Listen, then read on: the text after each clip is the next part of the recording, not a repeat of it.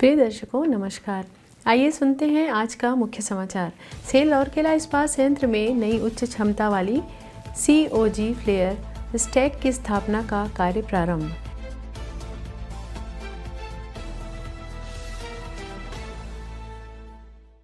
इस्पात जनरल अस्पताल में 25 दिनों की गहन चिकित्सा के बाद PMJAY के युवा लाभार्थी को सफलतापूर्वक नई जीवन मिला। और सेल राउरकेला इस्पात संयंत्र दीपिका हस्तकरघा के माध्यम से ओडिशा की हथकरघा विरासत को दे रहा है बढ़ावा।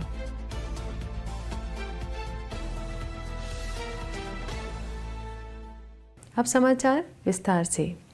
सेल राउरकेला इस्पात संयंत्र RSP ने अपने आधुनिकीकरण अभियान में एक और महत्वपूर्ण उपलब्धि हासिल करते हुए 5 अगस्त 2026 को ऊर्जा प्रबंधन विभाग EMD के अंतर्गत कोल केमिकल विभाग CCD क्षेत्र में नई उच्च क्षमता वाली coke oven gas COG flare stack की स्थापना के लिए भूमि पूजन समारोह आयोजित किया। इस समारोह में मुख्य महाप्रबंधक यूटिलिटीज़ एवं पर्यावरण सुश्री आशा सुनील काथा, मुख्य महाप्रबंधक सुरक्षा एवं अग्निशमन सेवाएं श्री हीरालाल महापात्र, महाप्रबंधक प्रभारी ऊर्जा प्रबंधन विभाग श्री AS खाखा, महाप्रबंधक प्रभारी इंजीनियरिंग विभाग श्री एबाकस बेहरा तथा महाप्रबंधक अग्नि सुरक्षा विभाग श्री PS ठाकरे की गरिमामयी उपस्थिति रही। इसके अलावा ऊर्जा प्रबंधन विभाग, सुरक्षा इंजीनियरिंग विभाग एवं अग्नि सुरक्षा विभाग के वरिष्ठ अधिकारी, कार्यान्वयन एजेंसी के प्रतिनिधि तथा अन्य संबंधित अधिकारी भी समारोह में उपस्थित थे। अत्याधुनिक तकनीकी से युक्त इस नई फ्लेयर स्टैक की स्थापना RSP के आधुनिकीकरण कार्यक्रम के तहत की जा रही है, जिसका उद्देश्य कोक ओवन गैस COG के सुरक्षित एवं दक्ष प्रबंधन को और सुदृढ़ करना है। यह सुविधा अतिरिक्त COG के नियंत्रित फ्लेयरिंग की क्षमता को बढ़ाएगी, जिससे संयंत्र की परिचालन विश्वसनीयता, सुरक्षा और पर्यावरणीय प्रदर्शन में उल्लेखनीय सुधार होगा। यह परियोजना उन्नत प्रौद्योगिकी को अपनाने तथा ऊर्जा प्रबंधन अवसंरचना को मजबूत करने की दिशा में RSP की सतत प्रतिबद्धता को दर्शाता है। परियोजना के पूर्ण होने और संचालन प्रारंभ होने के बाद नई उच्च क्षमता वाली फ्लेयर स्टैक से CCD क्षेत्र में सुरक्षा व्यवस्थाएं और अधिक सुदृढ़ होंगी तथा संयंत्र के ऊर्जा के कुशल उपयोग एवं सतत संचालन के प्रयासों को महत्वपूर्ण बल मिलेगा। इस्पात जनरल अस्पताल IGH राउरकेला चिकित्सकों ने आयुष्मान भारत प्रधानमंत्री जन आरोग्य योजना PMJAY के 22 वर्षीय एक लाभार्थी का सफलतापूर्वक उपचार कर उसे नया जीवन दिया। युवक ने बड़ी मात्रा में ऑर्गेनोफॉस्फेट आधारित कीटनाशक का सेवन कर लिया था, जिसके कारण उसे गंभीर विषाक्तता हो गई थी और उसकी जानलेवा बन गई थी। हाथीबारी गांव के निवासी इस मरीज को 13 जुलाई 2026 को अत्यंत गंभीर अवस्था में अस्पताल के गहन चिकित्सा कक्ष ICU में भर्ती कराया गया। उसकी स्थिति इतनी नाजुक थी कि तत्काल गहन चिकित्सा एवं उन्नत जीवन रक्षक उपचार की आवश्यकता पड़ी। अगले 25 दिनों तक उसका लगातार उपचार किया गया। इस दौरान कई बार उसकी स्थिति अत्यंत गंभीर हुई और तत्काल चिकित्सकीय हस्तक्षेप तथा निरंतर निगरानी की आवश्यकता पड़ी। मरीज का उपचार क्रिटिकल केयर टीम ने किया, जिसका नेतृत्व अतिरिक्त मुख्य चिकित्सा अधिकारी एवं ICU प्रभारी डॉक्टर संजुक्ता पाणिग्राही ने किया। इसके साथ डॉक्टर अनीता लकड़ा, डॉक्टर PJ रॉय, डॉक्टर सुप्रवा प्रधान, डॉक्टर G तेजमयी तथा डॉक्टर प्रीति ने भी महत्वपूर्ण भूमिका निभाई। टीम ने अत्यंत सावधानीपूर्वक गहन चिकित्सा, समय पर चिकित्सकीय हस्तक्षेप तथा विभिन्न विशेषज्ञों के समन्वित प्रयासों के माध्यम से मरीज की स्थिति को स्थिर किया और उसके स्वस्थ होने की प्रक्रिया को सफलतापूर्वक आगे बढ़ाया। इस सफलता में ICU नर्सिंग टीम का भी महत्वपूर्ण योगदान रहा। सिस्टर इंचार्ज शाइनी जॉर्ज के नेतृत्व में निशा प्रभा, दुर्गा त्रिपाठी, अनीता जेना तथा आशा केरकेट्टा ने 24 घंटे मरीज की निगरानी और समर्पित देखभाल की, जिनसे उसके लंबे ICU उपचार के दौरान महत्वपूर्ण भूमिका निभाई। इस मामले में एक उल्लेखनीय उपलब्धि यह रही कि 25 दिनों तक आईसीयू में भर्ती रहने और उन्नत जीवन रक्षक उपकरणों पर निर्भर रहने के बावजूद मरीज को अस्पताल में होने वाली कोई संक्रमण नहीं हुआ।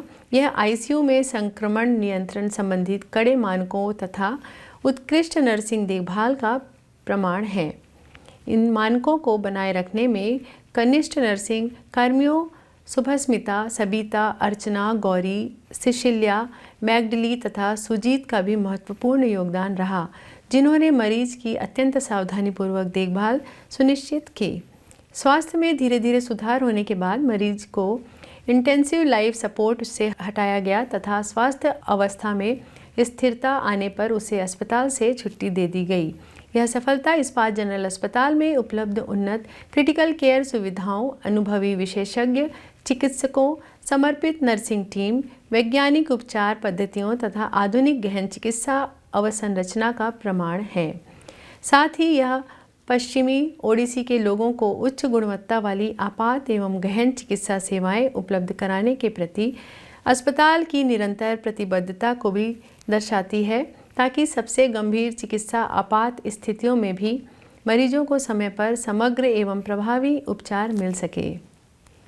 राष्ट्रीय हथकरघा दिवस के अवसर पर 7 अगस्त को जब पूरा देश भारत की समृद्धि हथकरघा परंपरा का उत्सव पालन कर रहा है, तब सेल राउरकेला इस्पात संयंत्र आरएसपी अपनी सतत नगमित सामाजिक दायित्व CSR पहल दीपिका हस्तकरघा के माध्यम से भारत की गौरवशाली हथकरघा विरासत के संरक्षण के साथ साथ महिलाओं के कौशल विकास और आजीविका सृजन के प्रति अपनी प्रतिबद्धता को पुनः सुदृढ़ कर रहा है। दीपिका महिला जागृति संस्थान सेक्टर 2 में 2 अक्टूबर 2012 को स्थापित दीपिका हस्तकरघा एवं अनूठी पहल है, जो परंपरा, कौशल और महिला सशक्तिकरण पर सुंदर संगम प्रस्तुत करती है। इस हथकरघा बुनाई केंद्र की स्थापना आरएसपी ने अपने CSR कार्यक्रम के अंतर्गत की थी और इसका संचालन एवं संवर्धन राउरकेला की अग्रणी सामाजिक सांस्कृतिक संस्था दीपिका महिला संगति द्वारा किया जा रहा है। पिछले 1 दशक के अधिक समय से यह केंद्र विशेष रूप से आसपास के ग्रामीण क्षेत्रों की युवतियों को पारंपरिक हथकरघा बुनाई की कला सिखाने तथा आत्मनिर्भर आजीविका के लिए आवश्यक कौशल विकसित करने का अवसर प्रदान कर रहा है। यहाँ प्रशिक्षण प्राप्त करने वाली अनेक युवतियों को पहले शिक्षा के सीमित अवसर मिलते थे तथा उन्हें तकनीकी कार्य का बहुत कम या कोई पूर्व अनुभव नहीं था। सुनियोजित प्रशिक्षण एवं व्यवहारिक अभ्यास के माध्यम से उन्होंने धीरे धीरे बुनाई की विभिन्न विधाओं में दक्षता प्राप्त की है। प्रशिक्षण में हथकरघा उत्पादन की संपूर्ण प्रक्रिया शामिल है। इसकी शुरुआत पूर्व बुनाई गतिविधियों जैसे धागा लपेटने एवं उसकी तैयारी से होती है और इसके बाद फेम, लूम तथा पिट लूम पर बुनाई का प्रशिक्षण दिया जाता है। प्रशिक्षु सूती एवं रेशमी साड़ियों सहित विभिन्न प्रकार के आकर्षण हथकरघा वस्त्रों एवं कपड़ों का निर्माण करना सीखते हैं।